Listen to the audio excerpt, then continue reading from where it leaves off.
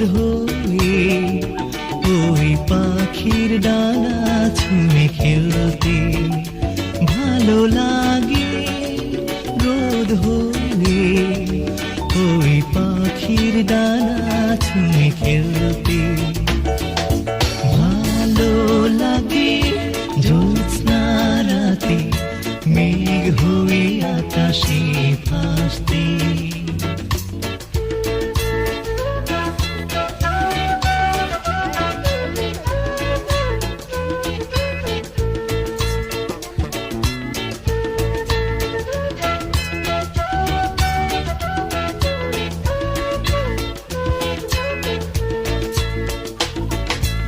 আমার জানালায় উদাস দুপুর কবিতার বই খুলে দেখছি।